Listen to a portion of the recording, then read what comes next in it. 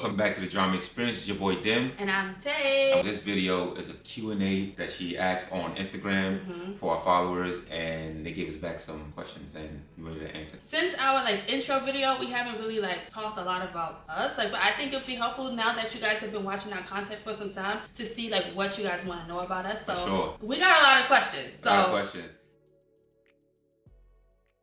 First question is, if you could live anywhere, where would it be? I feel like we just had a conversation about moving, right? We always try to move. Yeah, move out of the country. Not even here. Our recent conversation was let's move out of the country. Yes. So in the past, we have tried to move to Atlanta and Texas. But we were Right now, I was thinking about Dubai. We felt like maybe we should leave the country and move abroad for a year. At least 1 year. And we thought it would be good because Dubai is safe. Yeah. They have good schools, and Raya, I think she would grow up nicely there. Dubai is beautiful. You can go a lot of places. We like to travel. Yeah. You can go to a lot of different countries from Dubai. So we thought about that. I don't think it's a bad idea. I think it's just something we got to plan for. I feel like Dubai, their living standards is very high. Yeah, so one of the places we would think about moving to is Dubai. Yes. Yeah. Yes.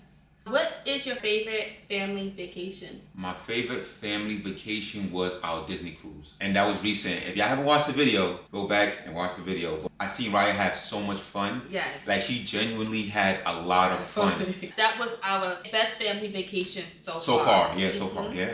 What would you change about yourself if you could? What would I change about myself? Yeah.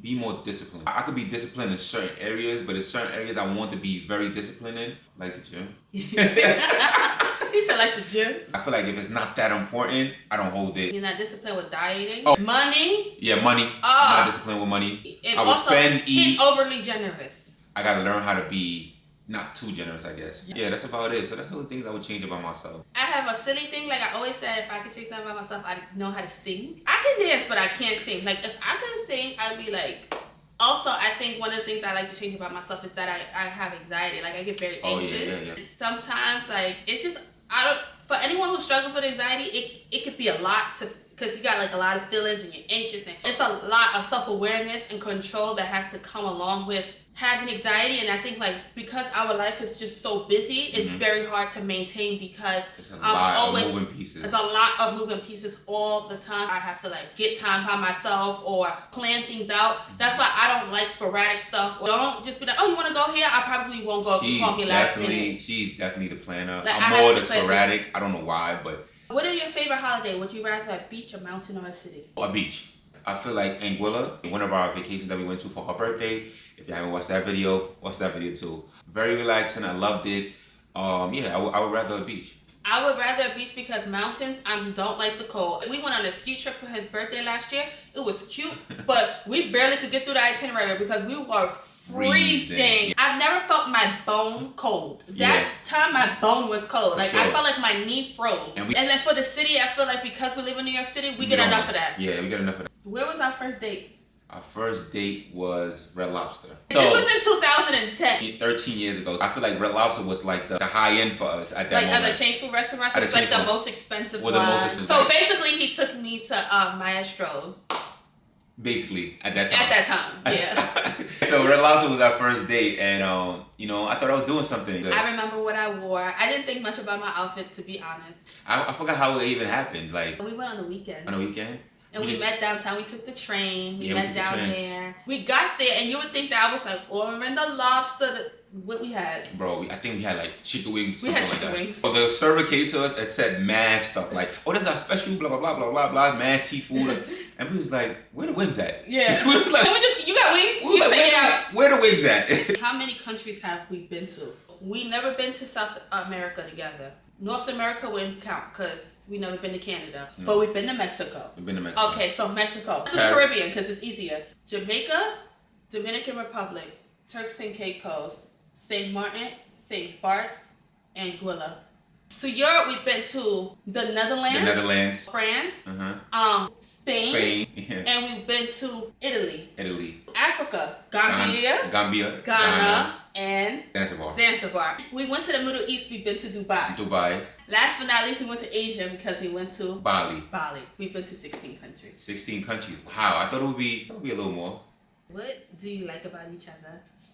The biggest things is that I always say Dempo is so sweet. Like, he's very kind. He's never been like straight out flat mean to me. He's a very, very loyal person. People love this man. Like, you think I love him? Like, he really takes care of the people that he loves. Now that we're married and we have a kid, he's an amazing father. When it comes to my wife, loyalty is on there for sure. Her patience, I mean, she's very understanding. Like, when we have any type of debate about something that we don't agree on, she try to understand. You get what I'm saying? She's kind, sweet, a great friend too. We're not only partners, but we also friends. You know what I mean? We've known each other since 9th grade. Yeah. Like, at one point, we used to call each other and do our homework. She has a great relationship also with my family. That comes from the person she is, and obviously she's beautiful.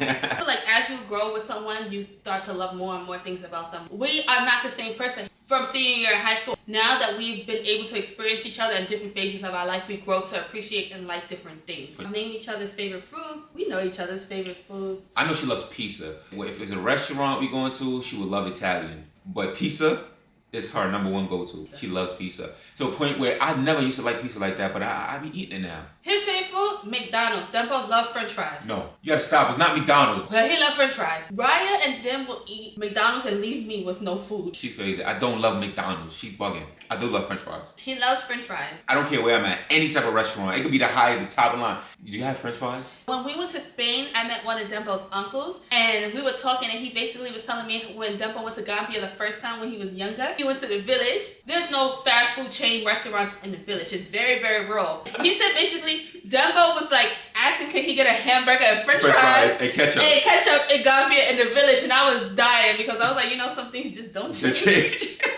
The most romantic thing you've ever done for each other? The most romantic thing that Tay did. I feel like you are romantic to me, and I'm very thoughtful to you. The thoughtfulness could come off as romantic. I feel like you do a lot of romantic stuff. Like, I think one of the most romantic things he's ever done, and I think about it, is my birthday. We had dinner on the cliff. Oh, yeah. That was so beautiful. I like all the flowers and all the balloons and stuff. Every time he decorates Valentine's Day, oh my God, that's so nice. It's so much things that Tay has done that's so thoughtful. Maybe because I'm a man, it's still romance attached to it, though. If he comes up with it, he will answer it. Somebody said, when you going to join the 2-car seat gang? AKA, where is baby number 2? Oh, that's crazy. 2-car seats is crazy. I got 2-car seats, but not 2 kids. Oh God, if we have 2 kids, when are we gonna have a kid? Another one. Why you asking me that question? Nah, seriously, soon. Believe it or not, we talk about it all the time. Every 2 weeks we talk about it. Ryan requires a lot, and we want to give that attention to our other kids. Mm-hmm. So it's like, are we ready to do that twice? Ryan goes to a very good daycare that costs a lot. Are we ready to double up on that? One of the things is like, for me, because I'm the person who has to bring the challenge to the world. And she got to be ready for it too. Yeah. That's what I know she goes through everything. I help, but I don't go through what she goes through. Thanks for the assist. So no, I think for me as the woman or person who has to carry the baby, I feel like there's never a perfect time, but motherhood is a lot, and being pregnant and having a newborn and the postpartum phases is a lot. If you are not like mentally prepared for it, like it could be harder, you know? So every time you have a kid, it probably changes your life in some type of way, because now you have 2 kids to look over than 1. For me, I just want to kind of knock off some of my personal goals before we enter that stage again, so that I could focus, like not have to feel like I'm giving away myself for the kid. Like, I want to be able to have both. Have Raya be old enough, which I think she is now, to help us a little bit and be able to help herself be independent. She's potty trained. Yeah. She's about to start going into a grade school very soon. I'm not saying right now, but soon we can have the conversation. But overall, I do think that we both had the conversation about not having too many kids. I just want to be able to keep our lifestyle amongst all the kids. Like, I don't want to skimp on anything. There's only 24 hours in a day. If you have 5 kids, it's going to be very difficult to make sure one goes to ballet, one goes to soccer, the other one got basketball practice. Somebody's going to have to wait, or you're going to have to miss something. And I don't want to put myself in that type of position. Yeah, that's for sure. So another question is, how are you able to still live life with a kid? We got a village. We got a village. Mm-hmm. They said it takes a village to raise a child. It's true. We have family on her side and family on my side. If y'all watching this, I am thankful and grateful for all our family, every single one. You know what I mean? Like the aunties, the uncles, everybody. The cousins, the grandmothers. I appreciate y'all, you know what I mean? I just want to let y'all know that. Without them, we're not going to be able to do what we do. We were still able to move around, travel, even though the dates cut down, but we fine with it, you know what I mean? We just have to schedule it a little better. That's all. That's how literally our family. Without our family, we would not be able to do a lot of the stuff that we do. And I think one thing is that everybody genuinely wants to That's watch another thing Raya. too. Like, So we'll ask, and we'll even be like, "Oh my gosh, should we ask somebody?" And they'll be like, "Yeah, we'll do this. This person will do this." Yeah. They'll just take care of it, and it's just like it feels good because they're doing us a favor, but nobody makes us feel like they're doing us a favor. And Raya has a good time, and everybody takes care of her. If we go on vacation, we don't have to worry. Yes. Or we go on a date, we don't have to worry. Our kid is just taken care of, and like no questions asked jumps in. So literally, it takes a village, and that's one of the reasons why we never want to move. That's what I was about to say. Because if we move, we're not gonna have our family that there. support system at all. It really takes a village to raise a child, bro. Yeah. I have 7 nieces and nephews. I call her for a lot of stuff. Oh, right? yeah. Dembo's mom has 5 kids. Like she's been through it a few times. So like I know I could call people and be like, hey, you know, Raya's doing this, like what do I do? Or like she feeling like this, or and I feel like your sister always comes in clutch when it comes to that, because she knows. She knows. Yeah, my sister, she knows. She knows. I think like that all has been like really, really helpful. Like just having family that you can go to for advice or help us through tough parenting times. I appreciate y'all once again, man. Yeah. Appreciate all the family. Y'all the real MVPs. For real. No, for real. For real. How do you resolve conflict? What is the standard approach, if any? So with conflict, every couple has conflict. Everybody has conflict, right? So with us, we deal very well with it. If it's something that we disagree on or we got a back and forth about it, first we try not to like yell at each other. Yes.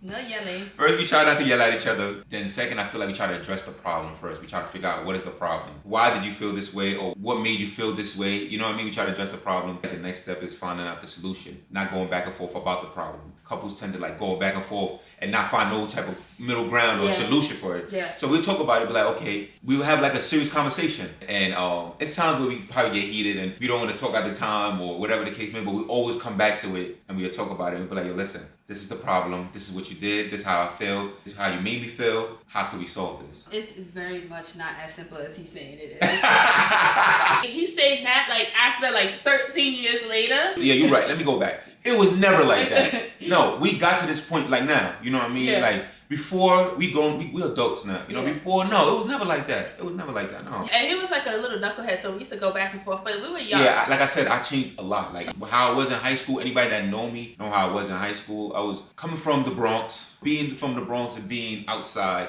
Your mental is not the same as everybody else. I'm telling you. It's sad to say, but it's the truth. I was a little knucklehead. I was. So I think one of the things about dealing with conflict with someone is that you have to have a lot of self-awareness and understanding why you're upset and why you feel a way so that you can communicate with the person. Because that's why people be arguing all the time, because it's like, you don't even know what you're talking about to the person. The person's confused about what you're talking about. Then they defending themselves, and it's just a back and forth. As we got older and more mature, we started to get a better understanding of why we feel the way we feel, what we don't like, why we don't like it. And then sometimes it's a teachable moment because you get to learn something about yourself. It's like, you mad at that, but why are you even mad at something like that? Or, I didn't know that those type of things you don't like or they don't make you uncomfortable or whatever it is. Especially when you're in a relationship, you have to understand the person. I could be going off at him because I'm just anxious and now I'm flipping out because there's a lot going on. That's a fact. But he knows I'm anxious, so he's like, all right, just calm down. Or what could I do? Versus him, like, I know how he moves, like he's very all over the place, so he's forgetful and certain things. So I will know to take those things to account. And then when we having a conversation, also, we don't live by ourselves. We have a kid, and she's here almost all the time. So we also have to be very mindful how we speak to each other in front of her. Raya is very smart, yo. She's very smart. Raya is very smart. She has like very, very high social intelligence. Yes. Like this little girl understands things. Yes. So even one time I threw up. Yeah. And she got scared. She started crying. She was like, "Mommy." Yeah. And if I play sick, she laughs. But when I threw up, she knew like mommy is real. Sick. Yeah, she's good. Yes. Everything she said, we worked our way to it as we got older, more mature, and start understanding ourselves. I feel like everything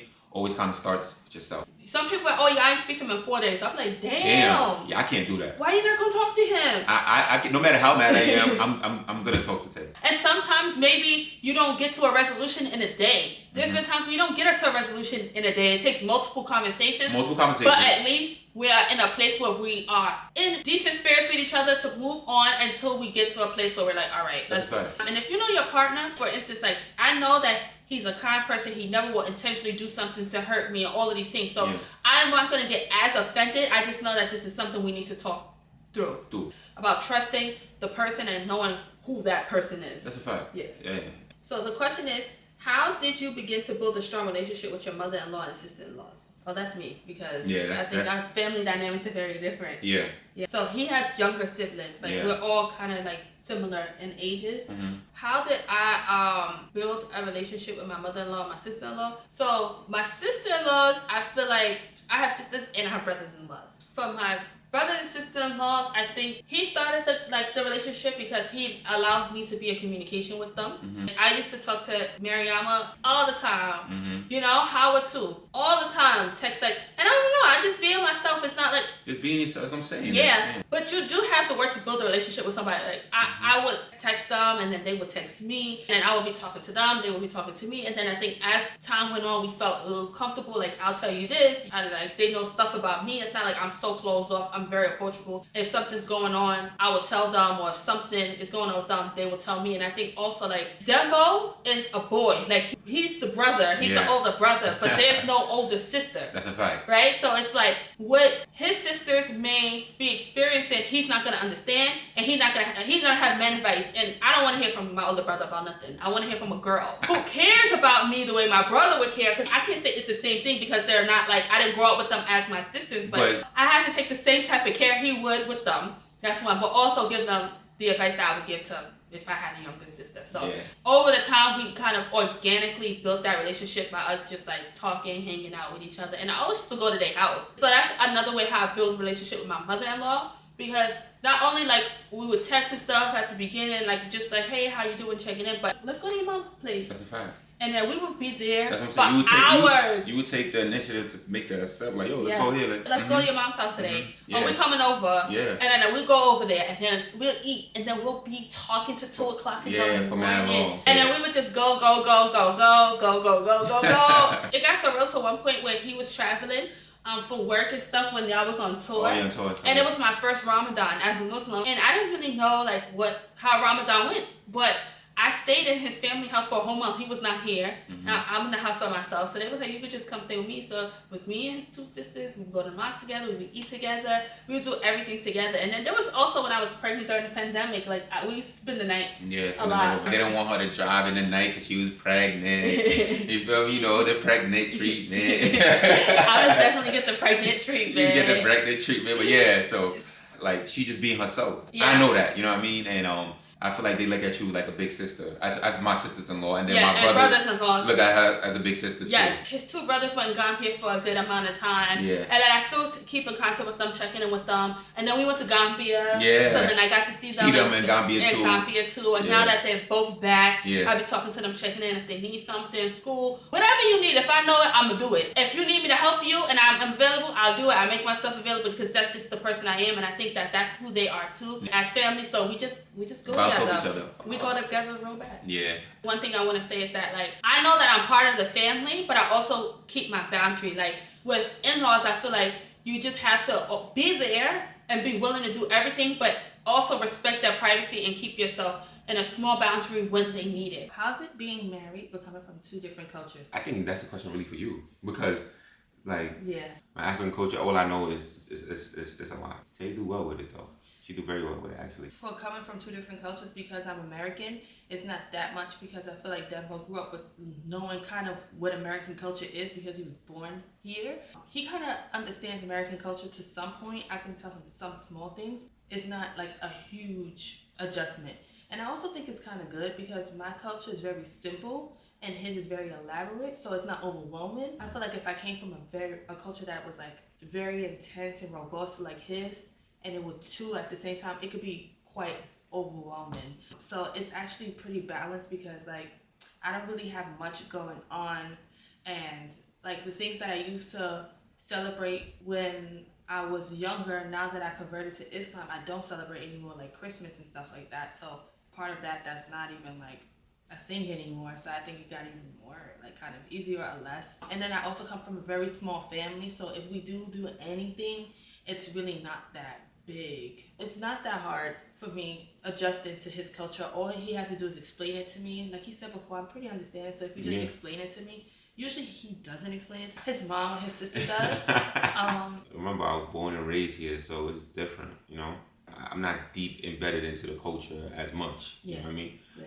I'm in it, but there's some people that's like in it. You know what I mean? I feel like it's easier for me to like immerse in his culture because his mom, Demo's family, she follows his family follows the culture 100%, but they're also Americanized. His mom works. Yeah. Right? She works, she like does everything herself. She does everything, you know? So I think now she understands like modern day women have jobs and do things, so she doesn't have like a certain expectation. Like I know that like in your culture, like the daughter-in-law is supposed to like cook all the time for the like basically like host and cook for the mother-in-law. But my mother-in-law is at work and I'm at work too. So like how does that really? She's understanding. Yeah. So they kind of compromise when it comes to the culture that's out here too, and kind of merge it a little bit. You know what I mean? One thing that you experienced that was a cultural difference for you is when my grandfather passed away.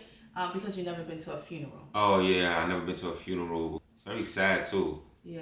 Yeah, like I don't know if I could do funerals. Even if I could, I don't know if I could do it. Yeah. It's too sad. So my grandfather passed away and it was very, very sad. And I even told he was like, we're having a funeral, and I was like, Dembo, you know, you don't have to go to the funeral. He was like, why would I go to the funeral? I was like, I'm just telling you, the funerals are intense. Yeah. And he definitely gave me a disclaimer. I was like, they're very intense. I don't want to have to put you through that if you don't want to go through it. Like, it's fine. I was like, people that know the person sometimes don't go because they just. I see why. Some people just say, I'm not going, or because it's very visual. Like the person is like they could open the casket. In my family's culture, like they open the casket. So I don't know why people take pictures. I would never do that. Like people taking pictures of people who are already passed. I don't know why. It's a very visual and very, very sad. Very sad ceremony. Like people are talking about the person, crying. It's just a lot.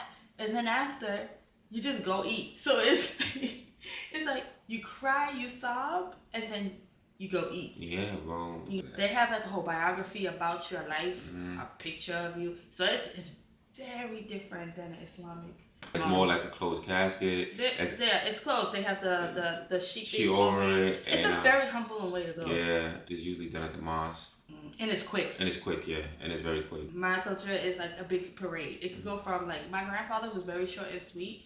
I've seen like American funerals, like horse caskets. Yeah, for sure. Walking down, it's a thing. Like flowers everywhere, like it's huge. So I think that was one thing that was a huge difference that you experienced. What differences do we have and how do we make it work? I don't even know how we go together because we're very different. Yeah. We're not. Literally, like we're the opposite of everything. Yeah, like the opposite. So, love, understanding. I feel like the way that we make it work is that we're conscious of our differences and we use a little bit of our differences to balance each other out. I know that he's unorganized and I'm extremely organized. So we try to like come. She always get at me. We're going to do this, and this. I have to know that it might go like this a little bit, but at least they're gonna happen in some type of order, and I have it. You have to be flexible, and then sometimes he would be like, okay, like, but why do we really have to do it like that? In my mind, I do it like that because I said I wanted it done like that, but then I think like we don't. Like, okay, I guess we could kind of do it your way. So I kind of like get a little bit out of my routine so that, because it still works and I get like flexible. He also kind of doesn't remember stuff. We just meet in the middle, bro. He's a daredevil. He does like crazy stuff. I'm a scaredy cat. I don't want to do any of those things. And one time I was about to cry when we jumped that cliff thing. Oh yeah, I was laughing. That's like, when I knew the screw is loose. We're loose. I was like, I don't know why he's laughing jumping off the cliff. That cliff was crazy. We went to St. Martin. Also, like I think that he has like way more things. Like he's more of a busier person than me. Like the way that he operates and the way that I operate, two different things. He talks on the phone a lot. He talks on the phone a lot. I hate that phone thing. Like I don't like that phone thing. From the morning to the night on the phone. All the phone's ringing. And then he's on the phone. And I don't like the phone. Like my phone's on silent. I barely answer it. I only speak to like 5 people. My friends, I like check on them every once in a while. I call them every once in a while. But we text mostly through group chat. My mom calls me every day. She's like the only person besides like his sisters and stuff that I speak to like on a consistent basis. And him, like he has like 15 close friends, and I swear I think he probably talks to like at least 10 people every single day. Yeah, I told yeah. my phone stay ringing. Sometimes it gets overwhelming. Sometimes you just want to put your phone down and just not talk. I'm not gonna lie. So I get in a mode. I'm starting to get better. I feel like, you don't think so? I think I'm starting to get better now. When like after a certain time, I don't answer the phone. If he does, I kick him out. Friends, if y'all listening, he be on the couch because I be like, get out. She's probably sleeping with me in the bed. I'm probably laying down and handling some stuff, and then somebody's calling me. So. And last but not least, what advice do you give younger kids who are in a relationship? Take your time. Be patient. You grow to understand yourself first, then you're going to be able to be a better person in a relationship. You know what I mean? Mm-hmm. If you don't understand yourself, you start getting mad at certain things or your partner for no reason because it has something to do with yourself. Learn yourself first. You know what I mean? Love yourself first. Learn yourself first.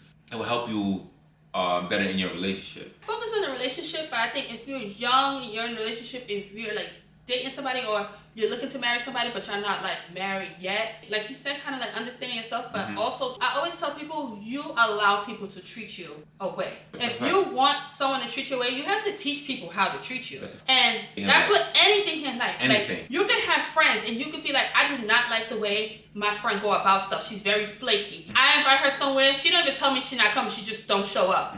I don't like it. You know, you have to teach people how to treat you. That's very important. Be very clear with people about what your expectations are, but realistically. Don't go asking for a feature with Nicki Minaj. Like, just realistic. Realistic. Realistic stuff. The basic stuff. Like, I think things like respect. Consideration. Yeah. Understanding, yeah. I'm a big birthday person. When it's my birthday, I want to celebrate. Yeah. My favorite holidays are these. These are the things that I really like to do. Yes. When I say I need space, it's not that I don't want to hang out with you. I don't want to talk to you, but I just need space to go to myself so that I could be a better person for you. That's a fact. You have to, like you said, know yourself, but also teach people how to treat you and communicate. Talk.